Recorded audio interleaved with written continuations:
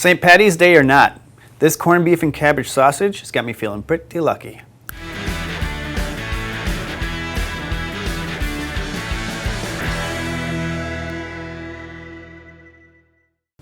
Today I'm going to start the process of making our corned beef and cabbage sausage. I have purchased a brisket here and we are going to brine this for the next few days so that we can make our own corned beef for our final product. The reason I want to make it from scratch is two reasons. A, everything you make from scratch is going to be better for your final product and you get even more bragging rights. But also, this way we can control what kind of meat and what kind of fat goes into our product. Any fat that sits in the brine for an extended period of time could potentially give us an off texture in our final sausage. So I'm going to trim most of this so that all we have is that lean protein curing for the next few days. When we're ready to make our final sausage, we will be adding some pork to get that fat content up higher and to increase flavor and moisture. This is a flat cut brisket. It's not a full brisket because that would just be a lot of meat, and we're looking for probably about a 10 to 12 pound final product. But again, talking about the fat content, there are two parts of the brisket. There's the point, which has a fat layer in between two sections of lean meat, and then there's the flat, which is the flatter, thinner part of the brisket, and that is generally leaner and just has a fat cap. I'm going to cut this fat cap off and we'll move forward with the curing process.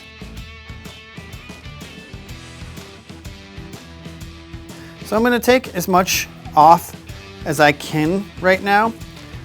Later, after it's cured, we're going to be cutting this up into chunks before it goes into the grinder. So if there's any fat that we miss, it's not really a big deal. We can always take it off a little later too. But it's good to start the process now when it's a little easier to trim. Obviously, you want to be careful not to go into the meat too much. I got the brisket all trimmed up at this point, so now I'm going to mix together our brine so that we can get this in the fridge for the next 5 days. Now for our brine, we are going to be using our number 815 corned beef seasoning. It comes with a pound of maple cure and almost 2 ounces of pickling spice. That's good enough for a 25-pound brisket. We are obviously not curing a 25-pound brisket today, so I did break it down based on the weight measurements that we have, and there couldn't be anything more easy than this cure. All you have to do is mix it with some cool water and you're ready to brine. I'm just going to whisk this together gently until the cure dissolves.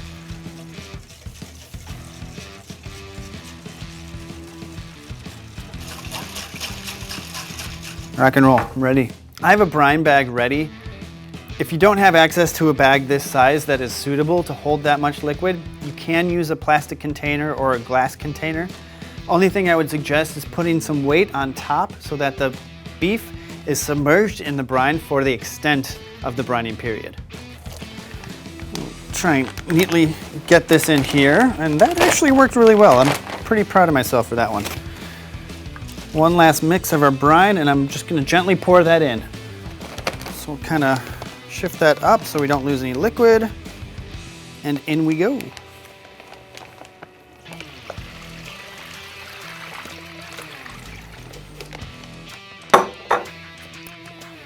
Now in this process, I'm going to do what I can to eliminate as much air from the bag as I can. If there's a little in there, it's fine. We are going to be flipping this every day to make sure the brine is even throughout the meat. Just give it a nice little squeeze there. Make sure that seal is well made. We're ready for the fridge, and this brine is going to take about 5 to 7 days. We are going to check on the meat every day and give it a flip, just so that the brine is evenly distributed throughout the whole piece of meat. Today is sausage making day. First, I'm going to braise some cabbage and some Guinness, and then I'm going to grind our meat, after which we're going to stuff our sausages. We're going to do a beer braised cabbage, which we're going to add to our sausage. So I'm going to shred this up really fine so that it goes through our stuffer easily, and then we're going to braise it in some Guinness, which is going to add some classic Irish flavors. I don't need all of this cabbage. I only need about a pound, because once it's combined with the Guinness, that's going to add some moisture, it's going to add a little bit of texture, and it's going to add an overall flavor to our final product.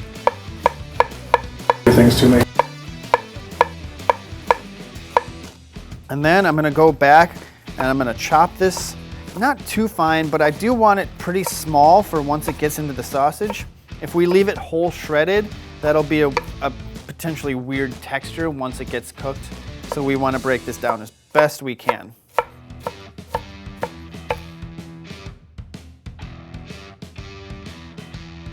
So I'm just going to start to sweat the cabbage here. Just ease the cooking process into the braise. Kind of opens up a little bit and gets that cabbage ready to absorb the beer. I'm going to season our cabbage with a little bit of black gold. It's time to add the Guinness. We're going to use about a cup. Don't need too much. Obviously that's going to start simmering right away. Give it a little stir, and then we're going to lower the heat and just let that cook. Let those liquids get into the cabbage, absorbing those flavors. And here we have our corned beef. I took this out of the brine 2 days ago. Normally for a corned beef, taking it out of the brine and letting it dry in the fridge for about 24 hours is standard. As this sat in the brine, it absorbed a lot of moisture. So we needed to get a little more time in the fridge to pull some of that moisture out, give it a good dry before we grind. And now we're just going to cut this up so that it's in some grinder appropriate size pieces. The way we trimmed our corned beef before we put it in the brine, we took off a lot of fat. Sausage requires a good amount of fat content for both texture and flavor purposes, so we do need to add some pork to up that fat content so we have a better final product.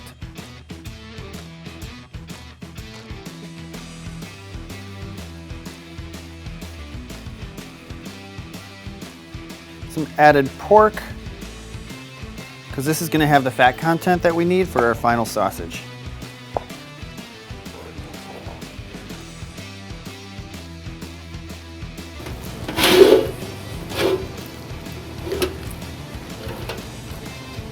As with most of the sausage that I do, I'm going to do a 2-stage grinding process. The first stage is going to go through a 3/8 inch plate, and the second stage is going to go through a 3/16.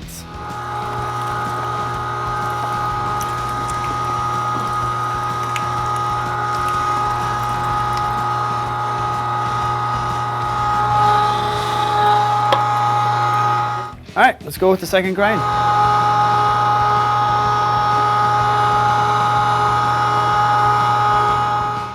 So our meat block looks pretty good so far. We've got a good separation of fat and lean protein. Again, the brisket or the corned beef that we used was pretty lean since we took all that fat cap off. So adding the pork is really going to make the difference in this recipe. And so far it looks like we've got a good ratio. At this point, I'm going to let this sit in the fridge for a little while our cabbage finishes the braise, and then I'm going to cool that cabbage down completely before I start mixing. We don't want to add warm cabbage to our meat block because that warm cabbage will start to melt the fat, and we want to retain as much of that fat as possible. I actually stuck our braised cabbage in the freezer for about 20 minutes to cool it rapidly, and it's fully chilled to about 28 to 30 degrees, which is going to be about the same temperature as our meat block, so we're ready to start mixing. The cabbage still had a lot of moisture to it, so we might not need to add too much liquid, but we'll see what it looks like after a few minutes of mixing. Oh, it smells good though. It smells really good. Starting to get that tackiness, that protein extraction. And it looks a little dry, so I am going to add some liquid to this. Now instead of distilled water, I'm going to add a little bit of Sprite. I find that when I braise my corned beef, I like to use this because it adds some sweetness and just rounds out the flavor a little bit better for my liking. So for our sausage, I'm going to do the same thing. We really don't need much. Just about 4 ounces there.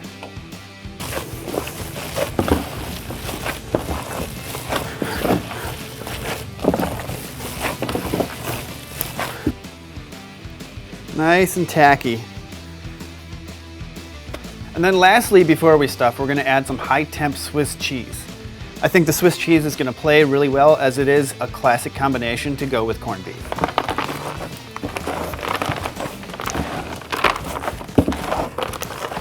When you're adding cheese to your sausage, you want to stick to about a 10% inclusion rate, which is what we're doing with this Swiss.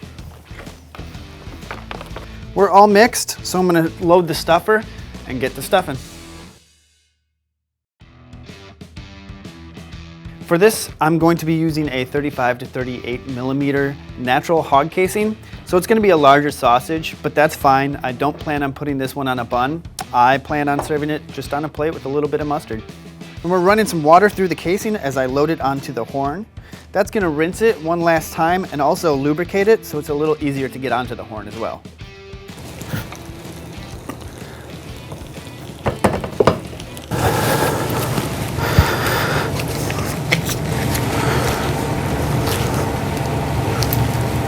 I'm gonna prick these sausages just to get some of those air pockets out. And then I'm gonna go outside, I'm gonna light up the smoker, and we're gonna be ready to try some corned beef and cabbage sausage in no time. I've got some black gold roasted red potatoes in the oven as we speak, and I've got our smoker outside preheated to 250 degrees. I'm gonna take these sausages outside, throw them on there for about 45 minutes, and we'll be ready to eat.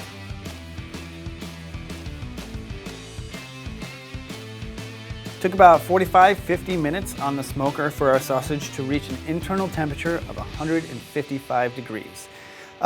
They look great. The pink color, because of the cure, came out really nice. It's that classic pink color that you'll see in corned beef. And I'm literally, my mouth is watering, so I'm getting in here and I'm gonna try it. I'm gonna try it without the mustard first. You can see that the texture looks pretty good. It looks like it evened out really nicely with the cabbage. It doesn't look like there's too much separation. The Swiss looks nice and melty. Let's see what we got. Yeah, I think that turned out really nice. The texture is very much just like any other smoked sausage. So the cure did its work on the meat, but then once we ground it, it turned into a perfect meat block for our sausage. The Swiss gives it a really nice creaminess that's nice.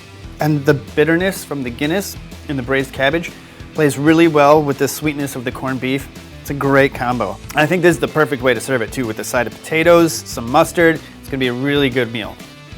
For the products you saw in this recipe, including our 815 corned beef seasoning, our high-temp Swiss cheese, and our black gold seasoning, head to psseasoning.com.